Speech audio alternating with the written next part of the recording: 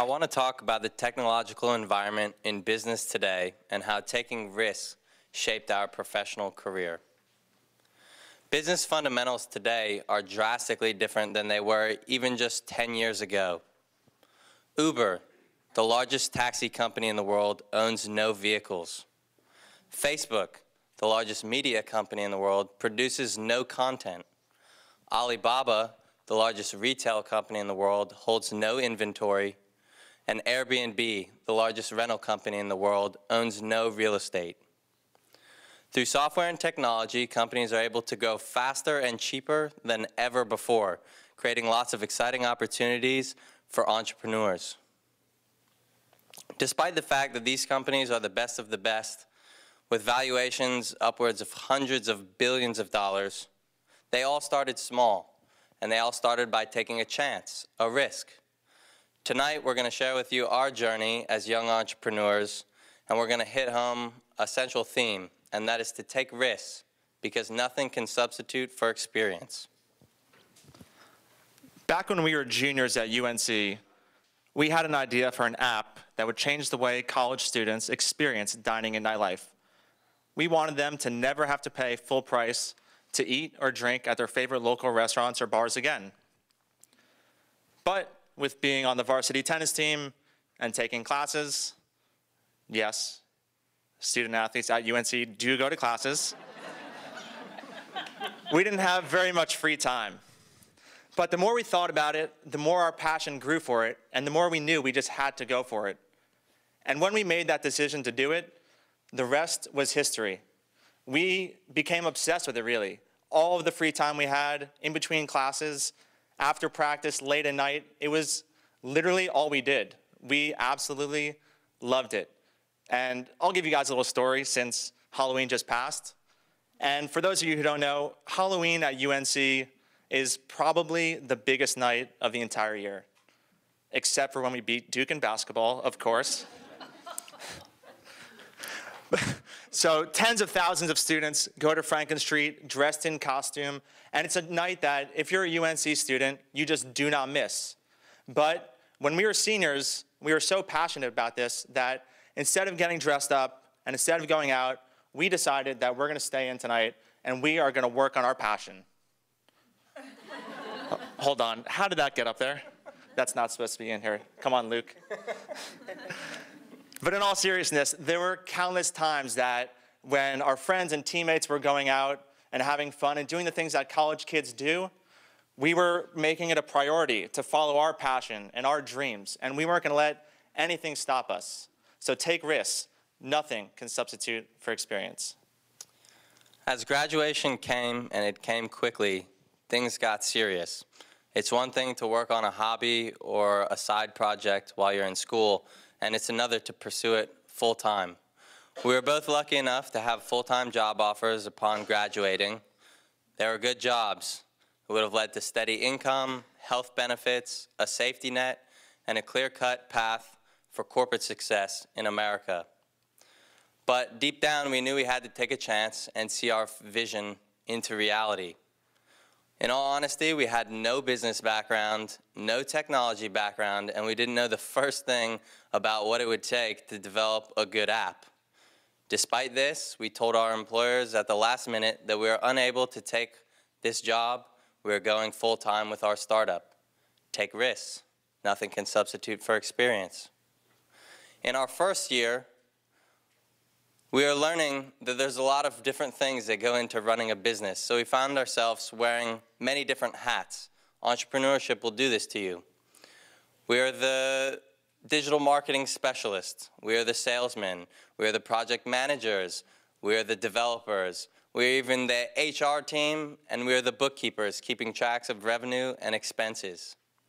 But despite all this, we learned and we grew. And before we knew it, things kind of started to take off at UNC.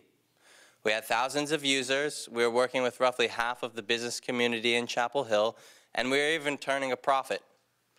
Good start. But it was at this point that we needed to take another big risk and make a decision on whether we wanted to stay in our comfort zone or expand things. While it took a long time, we ultimately knew that our vision for this was to service college students across America, not just in one city.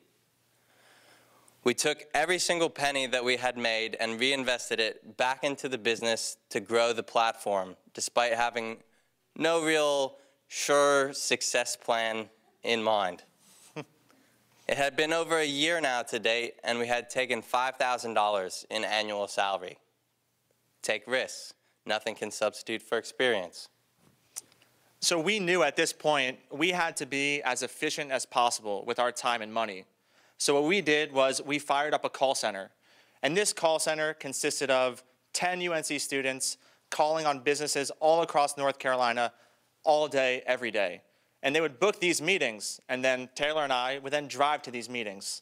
And we were driving to literally 20 meetings every day from 8 a.m. to 8 p.m., barely, sometimes not even having time for lunch. It was the biggest grind you could ever imagine. But after doing this for a few months, it finally looked like it was really working. We were now live at dozens of universities. We had tens of thousands of users using the app every day. And it was at this time that we got a message on LinkedIn. And this message was from the chairman of a private equity firm who said he was interested in acquiring our company. And you can imagine, we thought it was fake, really. We thought someone was pranking us. A message on LinkedIn. You hear how this happens, but a message, really? But it was real. And a week later, he flew in and he met us in Chapel Hill for the first time. And about a dozen more meetings, and a few months later, I remember one of these last meetings vividly. We were having breakfast, me, Taylor, the chairman. I was having the chocolate chip pancakes. They were delicious. And he looked at us just straight up and he asked us, how much do you guys want for your company? And at that point, our heads were exploding. Like, can you imagine the nerves? Two 25-year-olds talking with the chairman of a private equity firm, and he just asked us that question to our face. It was crazy. So we looked at him back, and we told him the number that we wanted. And he looked at us, being the shrewd investor that he is, and he laughed in our face. And he said, not a chance. You guys are not worth that much. We told him we disagreed, and why? And he said, okay, well, tomorrow morning, I'm going to send you guys the official term sheet for the acquisition. So that night, as you can guess, we could barely sleep. I probably slept 5 minutes. Taylor probably didn't sleep at all. And all we could think about was getting this term sheet in the morning. And finally, when morning came, we checked our email, and there it was, the term sheet. Unfortunately, it wasn't what we were hoping for. The number was low. So at this point, we probably had our biggest decision to make. Do we risk the entire acquisition and tell them that the number's too low, and unless they could raise it, we will not continue these negotiations? Or do we accept the offer, even though it wasn't what we felt we deserved? So we probably talked for a couple days, and then we decided we're going to email him. And we said, we appreciate the offer, but unfortunately, it's too low, and unless you can raise it, we will not continue these negotiations. Send. You can imagine the feels. My heart in my chest, it was insane. Luckily, it didn't last long because no more than 10 minutes later, we already had a response from the chairman. And it said, gentlemen, it's been a pleasure getting to know you guys. But that was our final offer, so have a good life. Take risks. Nothing can substitute for experience. Following this, the minutes started to feel like hours. The hours felt like days. What had we done? We had this amazing opportunity, and we let it slip right through our fingertips.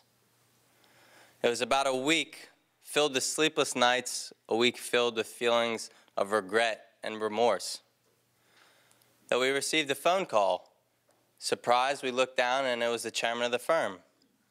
We picked up the phone a week later, and he said, we're willing to meet you at your proposed offer. We'll have legal get to work on the documents so we can finalize the sale. And that was it. While obviously in the time and in the moment, things were a little more cloudy, in hindsight, they become much more clear. Whether we receive that call or not, we truly believe that the risks we took along the way were worth it. The amount of relationships you're going to build, the amount of knowledge and skill sets that you're going to acquire, and the stories you'll be able to tell about all of your ups and downs all make following your dreams and your passions worthwhile. They say the average life is roughly 25,000 days. That's it. So take risks and take chance and make the most of them. As tennis players, we'll leave you with a quote of the famous Arthur Ashe, who said, "Success is a journey, not a destination. The doing is often more important than the outcome." Thank you. Thank you.